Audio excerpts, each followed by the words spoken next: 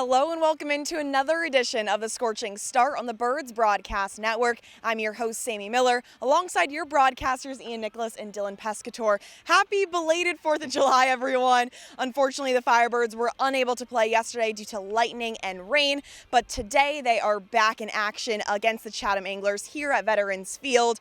And I know these players wanted to play some baseball on the 4th of July. You really can't think of America without baseball and maybe some hot dogs and hamburgers, but Ian, it did present them with an off night. How do you think that will help them moving forward? Well, of course, every off day helps. I think this is a really tight group already, so I don't feel like we necessarily needed it. It would have been a sweet night to play Chatham, one of the biggest brands at home from Eldridge Park, one of the best parks on the Cape, but it is what it is. I just hope that the guys are dialed in, and I'm not going to question that because they've won 2 in a row. They're swinging the bats well. I'm not going to question what they're doing, but they also have an off day tomorrow, so it's kind of a wonky game right in the middle of all of it that you got to stay locked in for. It's important. It's an East Division game. You have to give everything you got, even against a Chatham team that has been struggling to get in the win column as of late. And Kelly Nicholson over the past few games has really been utilizing his bullpen. We're seeing close to 5 to 7 different arms every single game. Dylan, my question to you is, who have been some arms that have really been impressing you? Yeah, I think Riley Fry is the man to start that conversation. He's a lefty. He's kind of been the go-to lefty for Coach Kelly Nicholson when he's facing some tough lefties on the opposing squad. Riley Fry from the left side. Then from the right side, I mean, you got to mention Sean Matson. He's been the best righty out of the bullpen for this Firebird squad. He's been everything and more of what Kelly Nicholson could have out of a bullpen arm. And Henry Hunter has been a player who's been incredible behind the plate, but now is really starting to find his groove on the plate. On Monday, he had his first home run of the year. Ian, how much do you think that'll help him with his confidence moving forward? I think that's huge. I mean, it's been a bit of a tough year for Henry overall. He had a great freshman season at Alabama Birmingham, had a bit of a sophomore slump, and I think those strikeout numbers and that average kind of translated at the start of the summer, but you were able to see in that game just what Henry Hunter can be when he's at his best. He has solid amount of power from the catcher position, and I think even if he hasn't had the timing in his swing that he's wanted over these last few games, something that's been really important for him, walking in key situations. Even when he hasn't been getting hits, he's been walking in key spots. So I think Henry Hunter, who's not playing tonight, it's going to be Owen Carpellotti. They usually switch off every other game. I think he's going to have improved offensive numbers after a really big confidence booster in an important game too. And focusing on today's game, the starting pitcher for the Firebirds is Evan Truitt. The last time we saw Evan starting, it was against Falmouth. He had a pretty solid outing, going 3 innings with 2 Ks. Dylan, what should we be expecting from this Charleston Southern pitcher today? Yeah, Truitt has a lot of heart on the mound. He's going to come out there, and he battles through traffic a lot. I really like what I see out of him. If something doesn't go his way, maybe a single through a hole that he didn't expect it or anything like that, he battles back and really gets back onto his game. So I've liked what I've seen out of Truitt. You know, maybe not the strikeout numbers that he wanted against Falmouth, and the defense didn't help him out either, but he's going to bounce back and hopefully have a great start today. And the last time the A's and the Firebirds played against each other, it was all the way back to game number 4 of the season, which once again feels like it was forever ago. And these two teams are way different than they are right now. What do you think the biggest improvements, Ian, have been for this Firebirds squad? Oh, it's easy. Hitting. That is plain and simple. The last 2 games Orleans has played, the offense has won them the game. And when we were here from Veterans Field a few weeks ago, the offense lost them the game. They only had 1 hit. The pitching was fantastic. Chatham scored their 2 runs on wild pitches, but the offense just didn't have it. And it didn't have it during the entirety of that 5-game losing skid. But now Orleans has 2 of the league's leaders in batting average. It's just an unbelievable turnaround for this group. The confidence is at an all-time high, double-digit hits in each of the last 2 nights. So the pitching is still really good, and you've got one of your key starters, Evan Truitt, on the mound. But the offense should follow tonight. And the Chatham A's have been going through a little bit of a slump. They haven't been finding as much success as I would believe they would want to, but it is Tom Holliday's squad. So what should we be expecting from the A's today? A team that hasn't lost any confidence, especially in a league where teams have hot streaks, teams have cold streaks. Chatham is not too far behind a playoff spot in Brewster. So if they can start to get rolling, they're coming off a win against Harwich, the second best team in that East Division, and also have a big starting pitcher on the mound today. Miles Langhorne out of UNC Charlotte can pitch up to 95-96. So the Firebirds have to be ready for some velocity from the mound. Well, it's going to be a great game, but before we get to it, I have to go to the keys to the game. Ian, what's your big key for today's game? I'm asking for a lot, but can we keep the double-digit hit streak going for this Orleans crew? it's been a winning formula in the last 2 games. The pitching hasn't been as good, whether it's from the starters or from the bullpen. And look, I hope that the guys kind of bounce back and rally around a good start from Evan Truitt that he's shown he can put together over his last 2. But the hits, the offense, it needs to be consistent. Can't be something like that 2-0 loss. Dylan, how about you? What's your key? My key is to keep a lead when you get it. If the offense can show up like Ian just said, if they can get the lead, the bullpen and the starting rotation has to follow. It's been a little bit too many free passes in the last few games, which means that the scores have been really high, 8-6, 7-6 in those wins against Hyannis as well. So they need to limit the walks. Hits are fine, but don't put free passes and don't put guys on. Well, this is one of the best rivalries in the entire Cape Cod League, so it should be a very exciting game. Stay tuned for a lot more content on the Scorching Start. All right, let's go to war, boys. You guys can get out. I'm now joined alongside Firebirds manager Kelly Nicholson. Now, Coach, baseball and 4th of July usually go hand in hand. We didn't have that yesterday, but you guys were able to get an off night. How do you think that'll help you guys moving forward?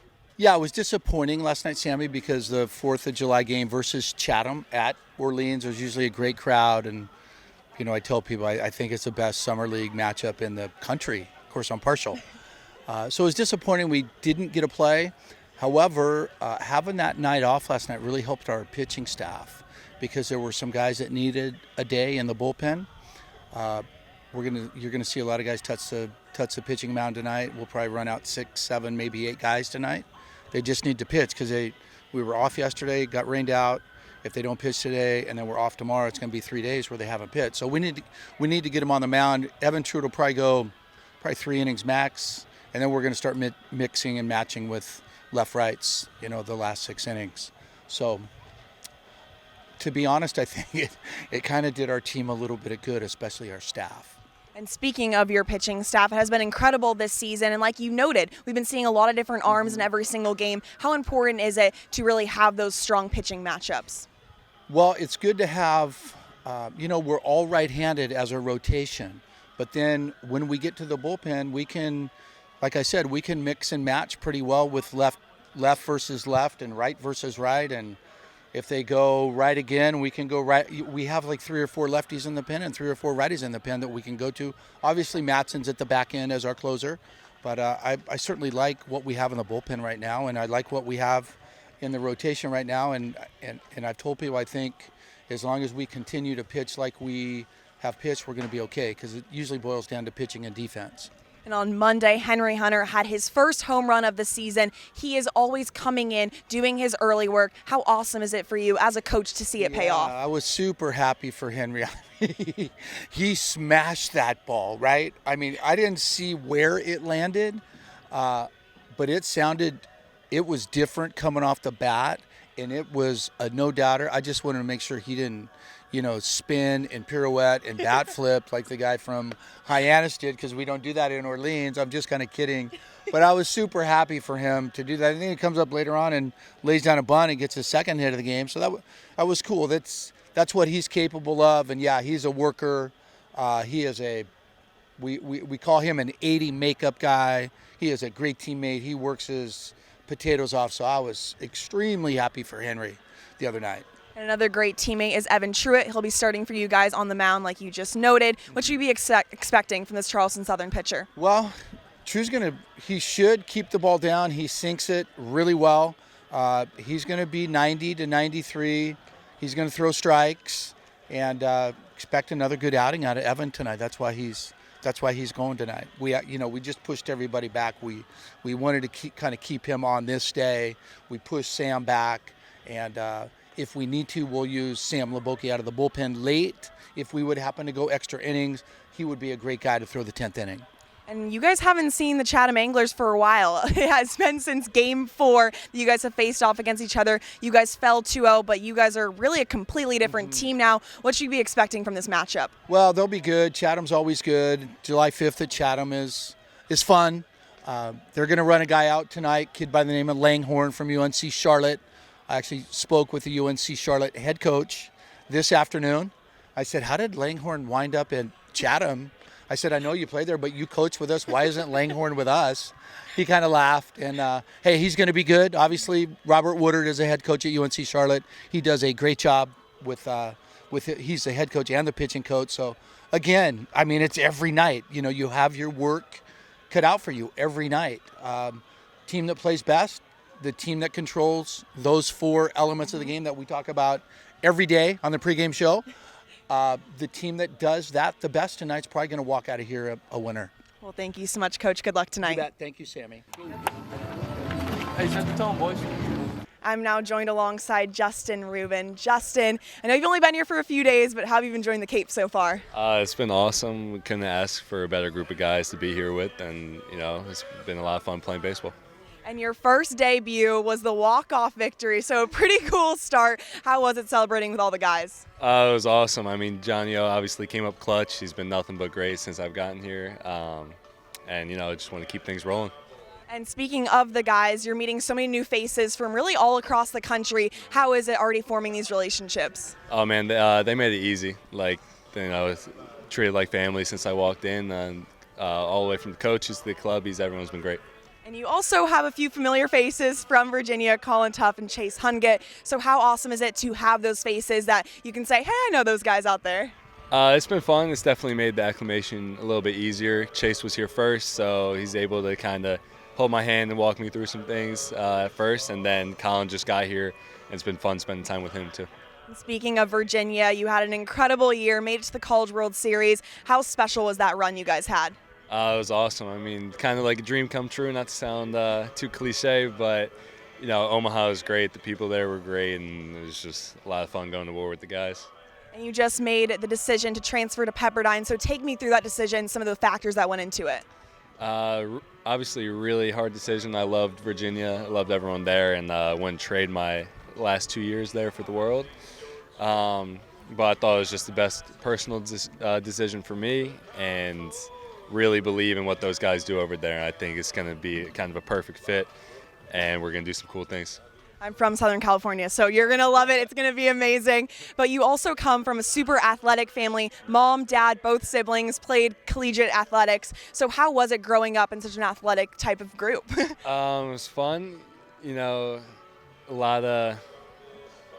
learned that I hate to lose at a really early age, I would say. And, being the youngest, my siblings are both a good amount older than me. I was kind of thrown into the fire, and it just kind of had to think on the spot and either get with it or get lost, I guess. So. Do you think that's where your kind of competitive fire came from?